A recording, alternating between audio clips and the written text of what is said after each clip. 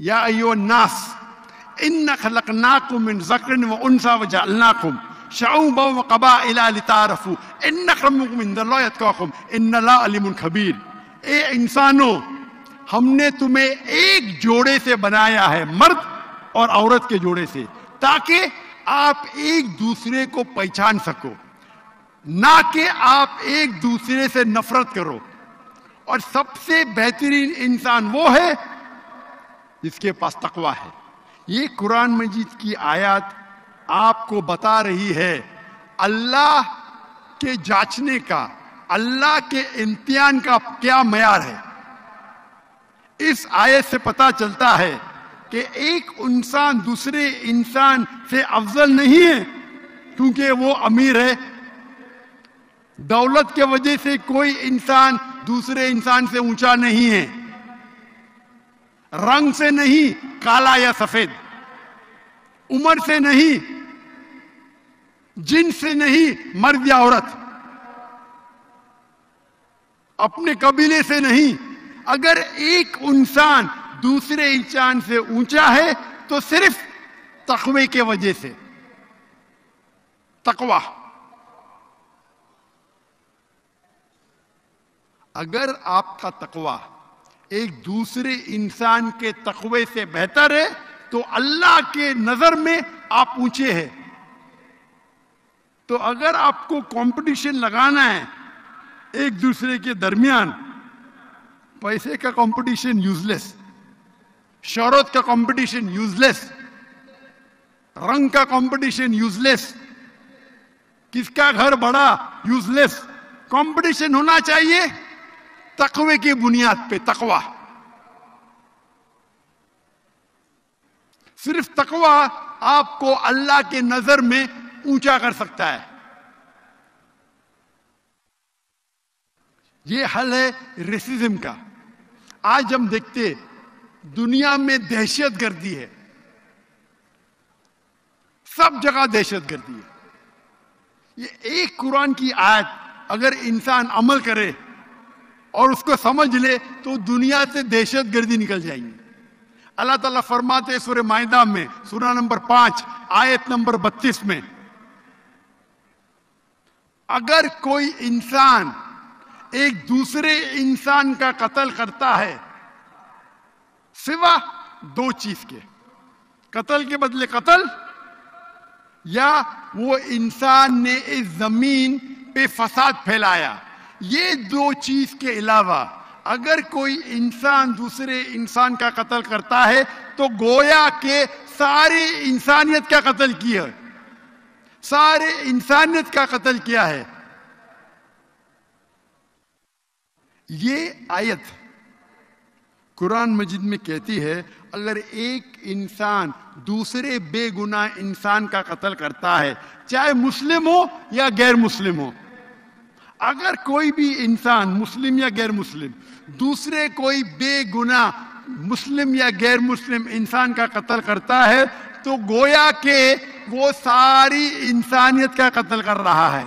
اسی لیے امام الذھبی اپنی کتاب میں الکبائر 70 گناہ کبیرہ میں نمبر 2 پہ، شرک کے بعد نمبر 2 گناہ وہ کہتے ہیں بے گناہ کا قتل کرنا. اور آیت آگے میں آیت فرماتے، آیت میں لکھا ہے کہ اگر کوئی انسان دوسرے انسان کی جان بچاتا ہے گویا کہ ساری انسانوں کی جان بچا رہا ہے.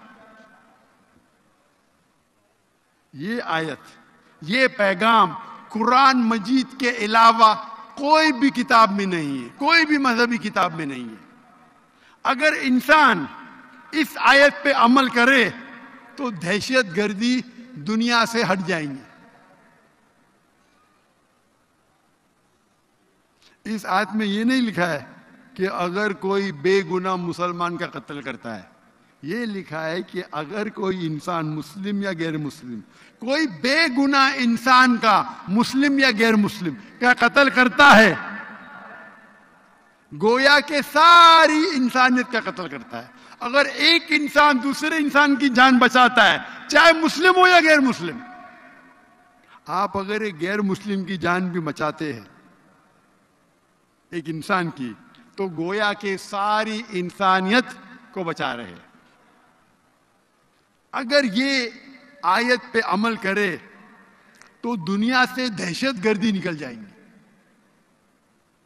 تو دہشت گردی کا حل قرآن مجید میں۔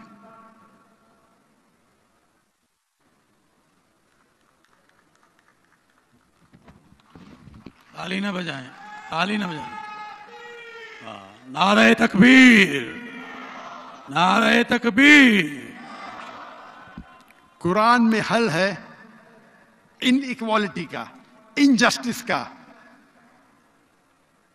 ہم جو دیکھتے ہیں ہمارے معاشرے میں، دنیا میں، ان ایکوالٹی، اونچا نیچ، انجسٹس کا مطلب حق عدل نہیں ہو رہا ہے، عدل نہیں ہو رہا ہے۔ اللہ تعالیٰ فرماتے سورہ نساء میں، سورہ نمبر 4 آیت نمبر 135 میں، یا ایھا الذین آمنو، اے مومنو، کھڑے ہو حق کے لیے، اللہ کی شہادت دو، چاہے وہ آپ کے خلاف ہو۔ اگر اپنے آپ کے بھی خلاف ہو تو حق کے لیے کھڑے رہو، اللہ کی شہادت دو، چاہے وہ آپ کے خلاف ہو، چاہے آپ کے والدین کے خلاف ہو، آپ کے والد یا والدہ کے، چاہے وہ آپ کے رشتہ دار کے خلاف ہو، چاہے وہ غریب کے خلاف ہو، چاہے امیر کے خلاف ہو۔ قرآن مجید میں لکھا ہے جب بھی آپ حق کے لیے کھڑے ہوتے ہو، اللہ کی شہادت دو۔ یہ مت دیکھو کہ اگر میں سچ بولوں گا تو میرا نقصان ہوئے گا، نقصان بھی ہوئے گا تو حق کا ساتھ دو۔ اللہ کے بارے میں شہادت دو، چاہے وہ آپ کے والدین کے خلاف ہو، چاہے آپ کے رشتہ دار کے خلاف ہو، چاہے امیر کے خلاف ہو، چاہے غریب کے خلاف ہو۔ یہ آیت جب میں نے پڑھی مجھے سمجھ میں آیا باقی چیز، لیکن یہ کیوں امیر کے خلاف، غریب کے خلاف؟ امیر کے خلاف تو ہو سکتا ہے، ایک غریب کے خلاف کون شہادت دے گا؟ کیا فائدہ ہے؟ جب آپ تفسیر پڑھیں گے تو پتہ چلتا ہے، یعنی آپ سوچیں گے غریب انسان ہے، اگر میں حق بولوں گا تو اس کی روزی روٹی چلے جائیں گی۔ قرآن کی کمپلیٹ آیت کہتی ہے اللہ تعالیٰ روزی روٹی دینے والا ہے، تو غریب بھی ہے اگر غلط کیا ہے تو شہادت دو اس کے خلاف۔ ارے غریب ہے، میں شہادت دوں گا تو اس کی نوکری جائیں گی۔ غریب بھی اگر غلط کرتا ہے تو اس کے خلاف شہادت دو، اللہ روزی روٹی دینے والا، آپ اور تم نے، آپ اور میں نے۔ تو حق کی بات ہوتی ہے، آپ کو دیکھنا چاہیے کون ہے آپ کے سامنے۔ تو ہم دیکھتے ہیں یہ دنیا میں بے انصافی، انجسٹس، انجسٹس کا مجھے لفظ نہیں آ رہا تھا، بے انصافی۔ میری اردو کمزور ہے، میں تقریر کے پہلے بولنے بھول گیا کہ میری تعلیم انگریزی میں ہوئی، تو اردو میں جو غلطیاں آئیں گی اس کے لیے انشاءاللہ نظر انداز کر لینا۔ تو بے انصافی کا حل قرآن مجید میں، اسی لیے میں کہتا ہوں قرآن مجید عالمی ضرورت ہے۔